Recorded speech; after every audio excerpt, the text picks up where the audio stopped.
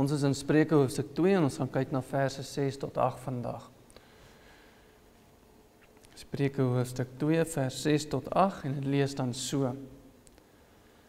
Want die Here gee wysheid, uit sy mond kom kennis en verstand, en hy bewaar hulp vir die opregtes, hy is 'n skild vir die wat regskape wandel, deurdat hy die paaie van die reg bewaak en die weg van sy gunsgenote bewaar. Net so ver in die skrif vandag. Kom ons buig vir die hoofde. Here, ons dankie vir die woord en die waarheid wat daarin te vind is. Ons dankie dat dit onfeilbaar en foutloos is, maar ook genoegsaam vir ons, Here. Mag die woord in ons harte insink in hierdie oggend, hierdie krag van die Gees, sodat ons dit sal aanneem, Here, en ook sal uitleef. Maak 'n deel van ons, o Heer. Mag jy ons weer eens barmhartig wees. Here, want ons kan nie die woorde aanneem nie, ons kan dit nog minder uitleef. En daarom bid ons, Here, vir die krag van die Gees om in ons harte te werk, en deur ons te werk, Here, ter eer en verheerliking van U heilige naam. Want aan U kom alle lof en alle eer en alle glorie toe, vir ewig en ewig. Amen. Amen. Ons het laasweek begin met hoofstuk 2 van Spreuke, waar Salomo aan sy seun sê, om na sy gebooie te luister. En Salomo kan vir sy seun sê om na sy gebooie te luister, nie net omdat die Here die pa as die hoof van die huis aangestel het nie, maar ook omdat dit die pa se verantwoordelikheid is om die gebooie van die Here aan sy huis te kommunikeer. Die geloof is nie 'n individualistiese geloof nie, inteendeel van die begin van tyd af het die Here huisgesinne verordeneer as 'n verbondseenheid. Daarom word daar 'n verbond gesluit wanneer 'n man met 'n vrou trou. En wanneer 'n man met 'n vrou trou, verlaat hulle bloot een verbondseenheid vir 'n ander. Soos ons lees in Genesis 2 vers 24, daarom sal die man sy vader en moeder verlaat en sy vrou aankleef, en hulle sal een vlees wees. En daarom kan die kerk van Christus ook gebruik word om die huwelik voor te stel. Soos ons lees in Efesiërs 5 vers 24, waar staan, maar soos die gemeente aan Christus onderdanig is, so moet die vroue dit ook in alles aan hulle eie mans wees. Van die begin van tyd af was die gesin 'n eenheid binne 'n verbond, wat saamgevoeg word deur die Here. En daarom kan Salomo van sy seun verwag om na sy gebooie te luister, want dit is hoe die Here dit verordeneer het om te gebeur. Israel raak afvallig, en die Here sê hy gaan hulle straf, as gevolg van hulle afvalligheid. En ons lees in Maleagi 2 vers 14, die Here sê, en julle vra waarom? Hulle wil weet waarom gaan die Here hulle straf? En Maleagi sê, of die Here sê, omdat die Here getuie is tussen jou en die vrou van jou jeug, aan wie jy ontrou geword het, terwyl sy tog jou metgesel is, en die vrou van jou verbond. En in die volgende vers sien ons die rede of die doel vir daardie verbond tussen man en vrou, vir wie die Here een gemaak het deur sy Gees, waar hy dan vra verder, Maleagi 2 vers 15, het hy hulle nie een gemaak nie, met 'n deel van die Gees in hulle eenheid, en wat het die een God gesoek? 'n goddelike nageslag. Wees dan op julle hoede in julle gees, en laat niemand ontrou wees aan die vrou van sy jeug nie. Hoekom nie? Sodat jy 'n godvreesende en goddelike nageslag kan hê binne die verbond wat die Here gesluit het. Salomo vereis van sy seun om na sy gebooie te luister. Want selfs al het Salomo troubreek gepleeg, het hy verstaan dat die doel van die gesin is om 'n goddelike nageslag op te rig. Dit was nie net sy reg om te sê, my seun, luister na my gebooie nie. Dit was sy plig om dit te doen, nes dit ook ons in is. Maar hy gebruik sy gesag in die huis om sy seun na die Here toe te wys. En die rede hoekom hy hom na die Here spesifiek toe wys, is omdat vers 6 van ons teks dan vandag sê, want die Here gee wysheid. Uit sy mond kom kennis en verstand. En hierdie is 'n onderwerp wat ons nou al 'n paar keer aangeraak het, maar dit is ook 'n onderwerp wat herhaaldelik gaan opkom. Naamlik nie net dat wysheid alleenlik in die Here te vind is nie, maar dat hy die een is wat dit ook gee, aan wie hy wil, volgens die welbehae van sy eie wil, want hy is God. Job brei baie op hierdie onderwerp uit, en ek lees graag 'n groot gedeelte van wat hy sê, in Job 28 vers 12 tot 28, waar staan, maar die wysheid, vra hy, waar word dit gevind? En waar is die plek van verstand? Die mens ken nie die waarde daarvan nie, en dit word in die land van die lewende nie gevind nie. Die wêreldvloed sê, in my is dit nie, en die see sê, by my is dit nie, fyn goud kan daarvoor nie gegee word nie, en geen silwer as koopprys daarvan afgeweeg word nie.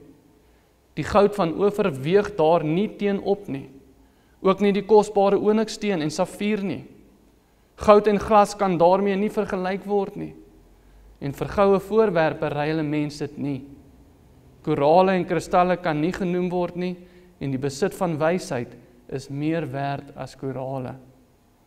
Die topaas van Kus kan daarmee nie vergelyk word nie, suiwer goud word daarteen nie opgeweeg nie. Die wysheid dan, waar kom dit vandaan? En waar is die plek van die verstand? Ja, dit is verborge vir die oë van alles wat leef, en weggesteek vir die voëls van die hemel, die plek van vertering en die dood sê, met ons ore het ons 'n gerig daarvan gehoor. God weet die weg daarheen, en hy ken die woonplek daarvan. Want hy sien tot by die eindes van die aarde, alles wat onder die hemel is, aanskou hy. Toe hy vir die wind die gewig bepaal en die waters met die maat afgemeet het, toe hy vir die reën 'n wet gestel het, en 'n weg vir die onweerstraal, toe het hy die wysheid gesien en dit verkondig. Hy het dit opgestel en dit ook deurvors.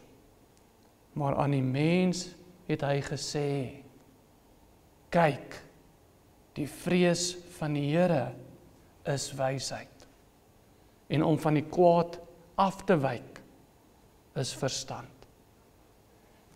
En is dit wat ons in Spreuke lees, en dit wat Job sê, nie presies dieselfde nie. Job sê die vrees van die Here is wysheid. En dit is presies wat ons in hoofstuk 1 van Spreuke gesien het. Sowel as laasweek waar Salomo vir sy seun sê, dat indien hy sy oor laat luister na wysheid en sy hart laat neig na verstand, soos vers 2 sê vers 5 dan sal hy die vrees van die Here verstaan en die kennis van God vind. En Job gaan dan ook verder om te sê dat om van die kwaad af te wyk is verstand. En daarom het Salomo ook gesê in hoofstuk 1 vers 10, my seun, as die sondaars jou wil verlei, moet nie inwillig nie. Wyk af vanaf. Met betrekking tot wysheid sê Job en Salomo presies dieselfde ding. Naamlik, wysheid is om die Here te vrees. En wysheid is om van die kwaad af te wyk. En die Here alleen kan dit gee. Maar wat ons moet verstaan is, dat al kom hierdie onderwerp die heeltyd na vore in Spreuke, en die vrees van die Here word herhaal, en die feit dat wysheid in die Here alleenlik te vinde is, kom hierdie onderwerp nie die heeltyd op, omdat dit maar die onderwerp is wat op Salomo se gedagtes is nie, maar omdat dit 'n universele waarheid is, wat vir alle tye van geskiedenis gaan geld. Job en Salomo het nie gou saam bespreek wat hulle gaan sê, sodat hulle dientjie met mekaar ooreenstem nie. Nee, Job het 1000 jaar voor Salomo gelewe. Job het gelewe in die tyd van Abraham. Maar hulle sing dieselfde dientjie, want daardie wysheid gaan nooit verander nie, en gaan altyd dieselfde bly. Die vrees van die Here was nog altyd wysheid en dit sal altyd wysheid bly. En daardie wysheid kom nog altyd van die Here af en hy sal altyd die bron van alle wysheid bly. Daar is dinge wat waar is van die begin van tyd af, van die begin van die skepping af, en daardie dinge sal waar bly tot aan die einde van tyd. Maak nie saak hoeveel tyd verbygaan nie.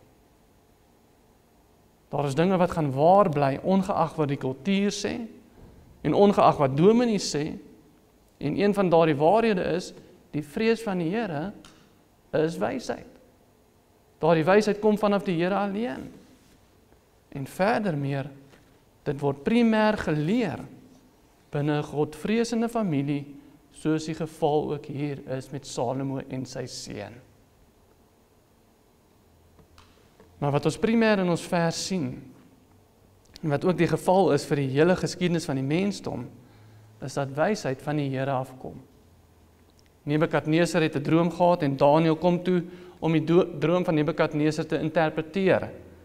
Waar ons lees in Daniël 2 vers 20 tot 23, daar staan, Daniël het toe gespreek en gesê, mag die naam van God geprys word, van ewigheid tot ewigheid, want die wysheid en die krag is syne. Hy tog verander die tye en die geleenthede, hy sit konings af en stel konings aan, hy verleen wysheid aan die wyse manne en kennis aan die wat insig het. Dis hy wat dit doen. Hy openbaar ondeurgrondelike en verborge dinge. Hy weet wat in die duisternis is en in die lig woon by hom. U God van my vaders, loof en prys ek, want u het my wysheid en krag verleen. En nou het u my bekend gemaak wat ons van u afgesmeek het. Want die saak van die koning het u ons bekend gemaak. Daniël neem geen eer vir homself nie. Inteendeel, hy bevestig keer op keer dat die wysheid alleenlik vanaf die Here kom en dat al hoekom hy die droom kon interpreteer is omdat hy die wysheid van God afgesmeek het, soos die skrif sê hy gedoen het. Geen mens in die Bybel, wanneer daar wysheid tevoorskyn kom, neem ooit die eer daarvoor aan vir hulle self nie. Behalwe as hulle die straf van die Here soek.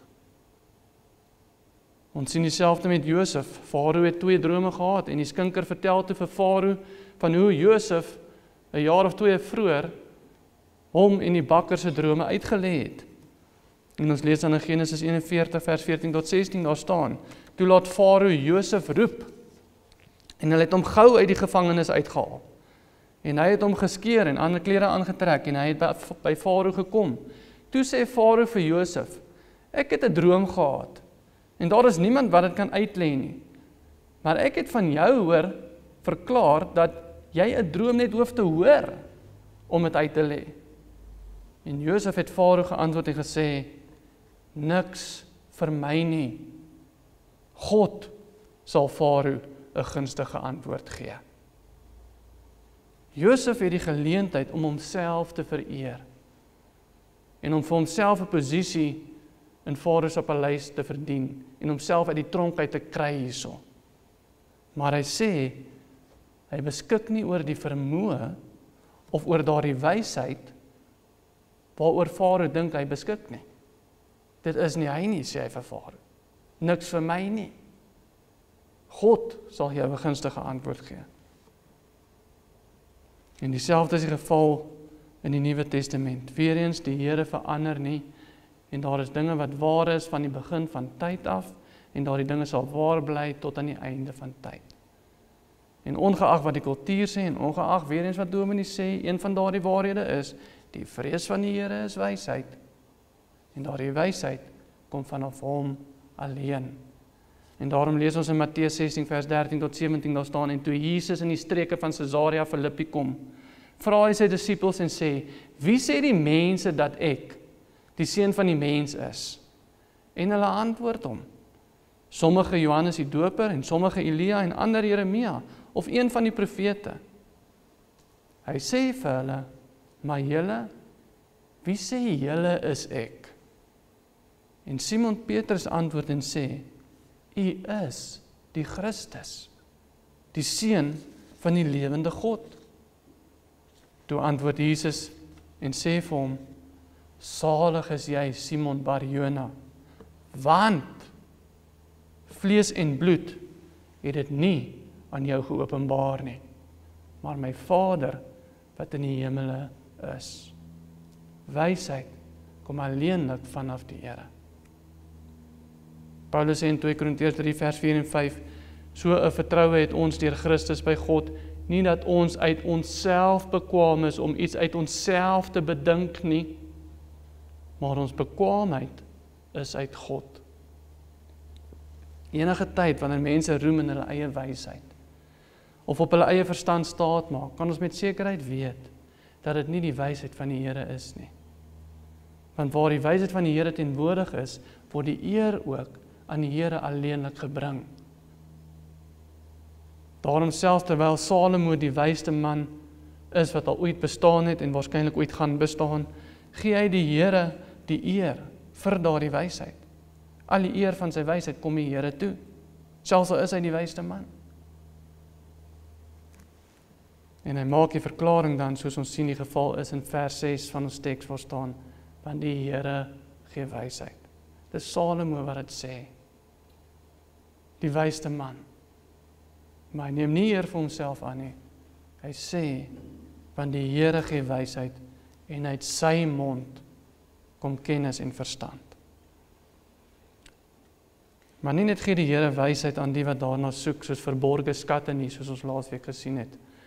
En nie net gee hy verstand as jy daarna soek, soos na silwer nie, soos ons gesien het laasweek in vers 4 nie. Saam met dit kom ook die baie fisiese en letterlike seën van die Here. Soos ons lees in vers 7 en 8 van ons teks vandag waar staan, en hy bewaar hulp vir die opregtes. Hy is 'n skild vir die wat regskape wandel, deurdat hy die paaie van die reg bewaak en die weg van sy gunsgenote bewaar. Wat ons in vers 8 sien is dis blote verduideliking van wat vers 7 beteken. Vers 7 sê hy bewaar die opregtes en hy is 'n skild vir die regverdige, maar hoe doen die Here dit? Vers 8, deurdat hy ons paaie bewaar en deurdat hy ons weg bewaar. Menende die Here neem ons hele lewenswandel in ag, van die dag wat ons gebore is tot die dag wat ons sterf, en hy waak oor ons. En net soos wat die Here elke haar op ons kop ken, soos ons lees in Lukas 12 vers 7, so ken hy ook elke sekonde in ons lewens. En daar is nie 'n enkele oomblik van ons lewens wat hy sy oë afhaal van die wat sy naam vrees nie. Psalm 91 sê, hy wat in die skuilplek van die Allerhoogste sit, sal vernag in die skaduwee van die Almagtige. Ek sal tot die Here sê, my toevlug, my bergvesting, my God op wie ek vertrou. Want hy is dit wat jou sal red, uit die net van die voëlvanger, van die verderflike pes. Hy sal jou dek met sy vlerke, en onder sy vleuel sal jy skuil. Sy trou is 'n skild en 'n pantser. Jy hoef nie te vrees vir die skrik van die nag, vir die pyl wat bedags vlieg nie, vir die pes wat in die donker wandel, vir die siekte wat op die middag verwoes nie. Al val daar 1000 aan jou sy, en 10.000 aan jou regterhand. Na jou sal dit nie aankom nie. Net met jou oë sal jy dit aanskou en die vergelding van die goddelose sien. Want U, Here, is my toevlug. Die Allerhoogste het jou beskutting gemaak. Geen onheil sal jou tref en geen plaag naby jou tent kom nie, want hy sal sy engele aangaande jou bevel gee om jou te bewaar op al jou weë. Hulle sal jou op die hande dra, sodat jy jou voet teen geen klip stamp nie. Op die leeu en die adder sal jy trap, die jong leeu en die slang vertrap, omdat hy my lief het, sê God, daarom sal ek hom red. Ek sal hom beskerm, omdat hy my naam ken. Hy sal my aanroep, en ek sal hom verhoor. In die nood sal ek by hom wees. Ek sal hom uitred en eer aan hom gee. Met lengte van dae sal ek hom versadig, en ek sal hom my heil laat sien. En dit is die sekerheid wat ons as gelowiges kan hê. Naamlik, die wat hulle wysheid by die Here soek en daarin wandel en dit aanneem soos 'n verborgde skat, sal ook die beskerming van die Here geniet. Vers 7 sê, hy is 'n skild vir die wat regskape wandel. En dit is letterlik die geval. 'n meer letterlike vertaling van daardie vers sal sê, hy is 'n skild vir die wat in volmaaktheid wandel, sê die bronteks. Of althans, hy is 'n skild vir die wat volkome wandel. Maar hoe kan ons volkome wees voor die Here? Sodat die Here vir ons 'n skild kan wees. Of hoe kan ons volmaak voor hom wandel, sodat hy oor ons sorg sal dra? 2 Timoteus 3 vers 16 en 17. Die hele skrif is deur God ingegee en is nuttig tot lering, tot weerlegging, tot regwysing, tot onderwysing in die geregtigheid, sodat die mens van God volkome kan wees, vir elke goeie werk volkome toegerus. Hoe wandel ons dan in volmaaktheid? Of hoe is ons volkome voor die Here? Wanneer ons wandel volgens God se woord, wanneer ons wandel volgens sy wysheid. Want die hele skrif is deur God ingegee, die hele woord, sodat die mens van God volkome kan wees. En wanneer ons werklik volgens die woord wandel, dan sal ons ook volkome wees, en wanneer ons volkome voor die Here wandel, wel dan sal hy ook vir ons 'n skild wees. Hy is 'n skild vir die wat volkome wandel. En ons kan volkome wandel, want ons wandel volgens sy woord, sê 2 Timoteus vir ons. Maar die teenoorgestelde is ook weer die geval, vir mense van die wêreld wat wys is in hulle eie oë. Meneer Wêreldwys van die Pelgrimse Reis sê vir Christen, gaan na die dorp moraliteit. Daar sal jy verligting van jou las kry. En die mense daar is ook baie vriendelik en aangenaam. Hulle is bedagsaam daarso by die dorp moraliteit. Maar wat gebeur toe? Daar was geen veiligheid en daar was geen beskerming in moraliteit gevind nie. Inteendeel, dit het byna Christen om sy lewe gekos. Die Here is nie 'n skild vir die wat wys is in hulle eie oë nie, maar meer as dit, die Here is nie 'n skild vir die wat hulle self gelowiges noem, maar hulle volg hom volgens hulle eie verbeelding nie. Hy is nie 'n skild vir die wat hulle self gelowiges noem, maar hulle volg hom volgens hulle eie verbeelding nie. Die Here bewaak nie die paaie van die wat hom volg, soos wat hulle hom wil volg nie. Want hoe kan jy volmaak wees indien jy nie God se woord volg nie? Want dit is net diegene wat God se woord volg, wat volmaak kan wees, soos ons gelees het in 2 Timoteus. En vers 7 van ons teks sê vir ons, hy is net 'n skild vir die wat regskape wandel, of althans die wat volkome wandel. Die wysheid waarin baie mense wandel, wat hulle self gelowiges noem, is nie wysheid wat hulle noodwendig uit die woord uit ontvang nie, maar die wysheid wat hulle vir hulle self regverdig het om te volg. Baie mense wat hulle self gelowiges noem, volg die raad van meneer Wêreldwys en probeer hulle self regverdig deur moraliteit en deur hulle goeie lewens te lewe en allerlei ander verbeeldingryke verdraaiings van die woord. Maar die mens van God kan alleenlik volkome wees of regskape wandel, wanneer daardie wandel ooreenstem met die woord van die Here. En wanneer dit doen, wel, dan het ons niks om te vrees nie. Absoluut niks. Nie net kom die wysheid van die Here af nie, maar ook die beskerming wat daarmee gepaard gaan. Wat dis ook beteken, dat indien jy werklik jou familie wil beskerm, en indien jy werklik jou kinders wil beskerm, wys hulle na die Here toe. Want by hom is wysheid, en saam met daardie wysheid kom daar ook beskerming. Daarom wanneer dit ook kom by die stem vandag, moet die vraag gevra word, wat sê die woord? Wat sê God se wysheid? En dis ook, wat gaan ons families beskerm? Maar om af te sluit. Die model en die boodskap gaan altyd dieselfde bly. Die model, soos ons ook sien hier in Spreuke, is dat die primêre middele waardeur God homself bekend maak, is in en deur die families. Salomo sê, my seun, luister na my gebooie.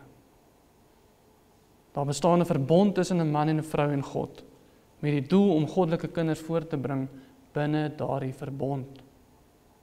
Dit was die geval met Adam hulle, dit was die geval met Noag hulle, dit was die geval met Abraham hulle, en was die geval met Isak en Jakob hulle, en nou is dit ook die geval met Salomo, en dit sal die geval wees tot aan die einde van tyd.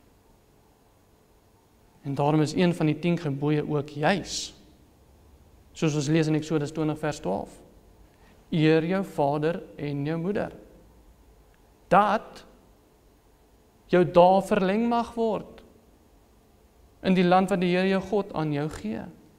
Hoekom sal dit verleng word?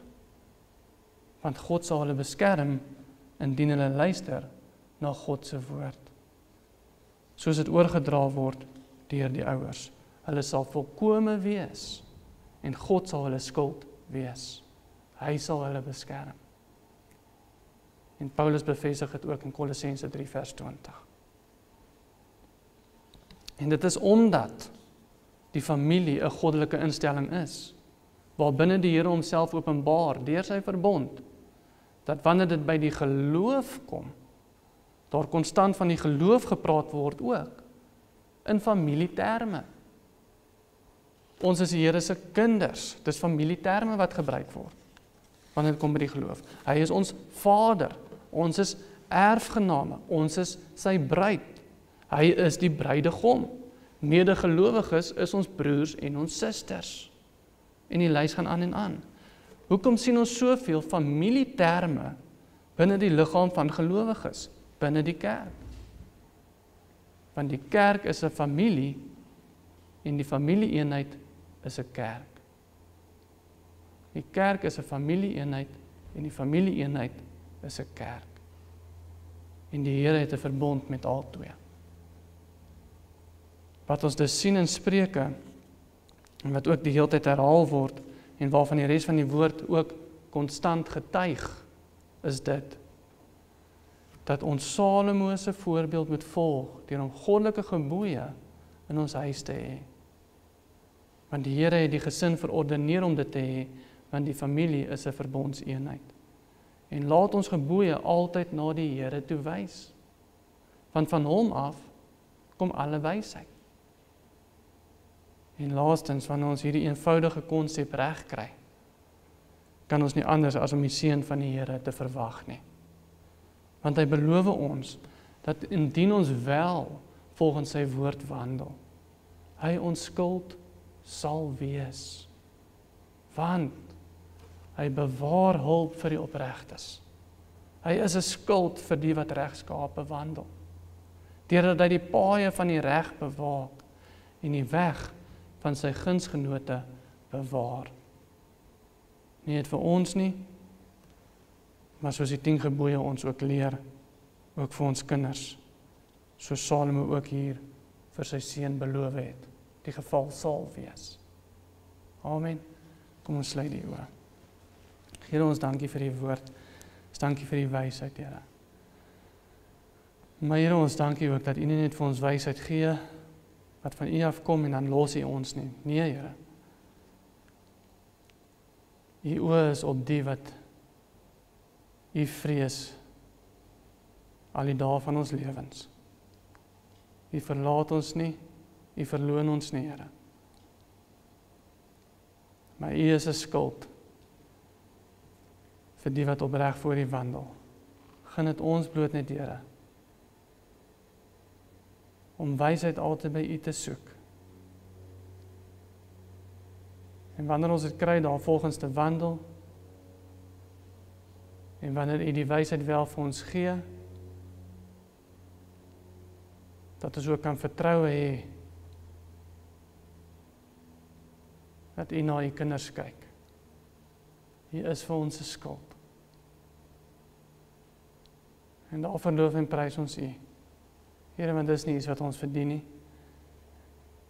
Dit kom deur U genade alleen. Alle lof en alle eer en alle glorie kom U naam toe vir ewig en ewig. Amen.